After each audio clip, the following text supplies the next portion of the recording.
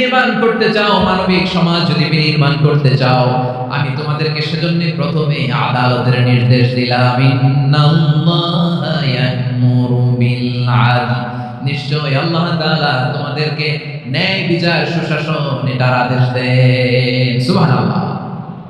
আদাল, ন্যায় বিচারের আদেশ আল্লাহ তাআলা কোরআনের বিভিন্ন আয়াতে দিয়েছেন। আল্লাহ তাআলা বলেছেন, ইন্নাল্লাহা يأمركم أن تؤدوا الأمانات إلى أهلها وإذا حكمتم بين الناس أن تحكموا بالعدل إن الله نعم ما يعظكم به إن الله كان سميعا بصيرا। الله تعالى বললেন, আল্লাহ আদেশ দিচ্ছেন যে ব্যক্তি আমানতের হকদার তার হাতে তোমরা আমানত পৌঁছে দাও, আর যখন তোমরা বিচার কার্য করবে, বিচার ফয়সালা করবে, আদালতের সাথে করো। সুবহানাল্লাহ বলেন, ওয়াইদা হাকামতুম বাইনান নাসি আন তাহকুমু বিল আদল, আদালতের সাথে করবা। আল্লাহ তাআলা বলেন, যারা জাজ হবে, বিচারক হবে, তাদের যদি বাদী বিবাদীর কারোর সাথে শত্রুতা থাকে, কারোর সাথে যদি কোনো ধরনের রেষারেষি থাকে, আল্লাহ বলেন বিচার কার্য করতে যে ওই শত্রুতা রেষারেষির কারণে আদালতের বাইরে যে অবিচার করে বিচার করো না।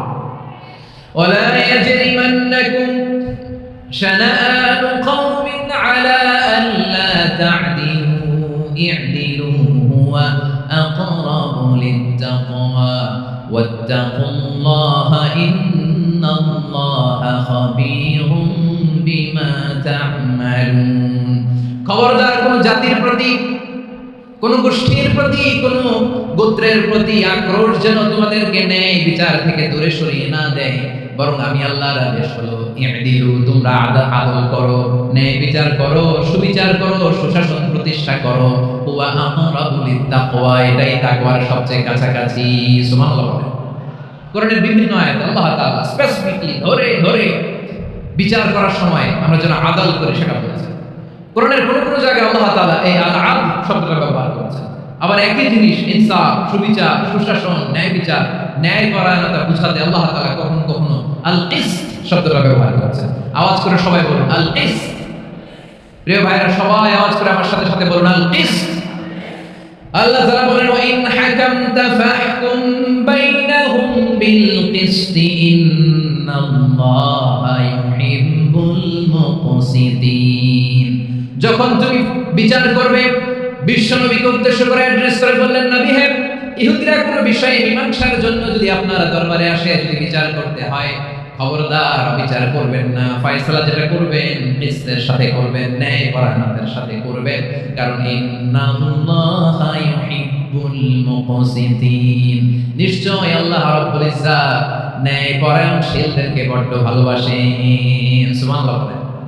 ন্যায় পরায়ণ লোকদেরকে আল্লাহ তাআলা বড় ভালোবাসেন। অন্য আয়াতে আল্লাহ তাআলা বলেছেন, وَنَضَعُ الْمَوَازِينَ الْقِسْطَ لِيَوْمِ الْقِيَامَةِ فَلَا تُظْلَمُ نَفْسٌ شَيْئًا।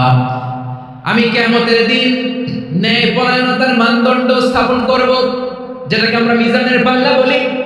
আল্লাহ বলেন ন্যায় বিচারের মানদণ্ড কিয়ামতের ময়দানে আমি আল্লাহ স্থাপন করব। সেদিন কারো প্রতি বিন্দু পরিমাণ, এক চুল পরিমাণ বিচার করা হবে না, কোনো বিচার করা হবে না। সেদিন সুশাসন হবে, সুবিচার হবে, ন্যায় পরায়ণতার সাথে বিচার হবে। আওয়াজ করে পড়েন আল্লাহু আকবার।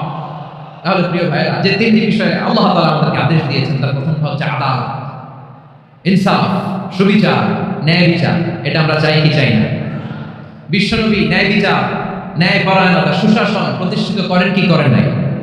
আপনারা বিশ্বনবীর সিরাত যারা পড়েছেন, আপনি দেখবেন বিশ্বনবীর সিরাতের পরতে পরতে, বাঁকে বাঁকে, সিরাতের বাঁকে বাঁকে এই আদালতের নমুনা মেলে। সুবহানাল্লাহ। ছোট্ট একটা নমুনা রাসূল সাল্লাল্লাহু আলাইহি ওয়াসাল্লামের আসিরা আল আতরা থেকে ছোট্ট একটা নমুনা আপনাদের খেদমতে উপস্থাপন করি। বিশ্বনবী সাল্লাল্লাহু আলাইহি ওয়াসাল্লাম মক্কা বিজয় করলেন ৮ম হিজরিতে। মক্কা বিজয় শেষে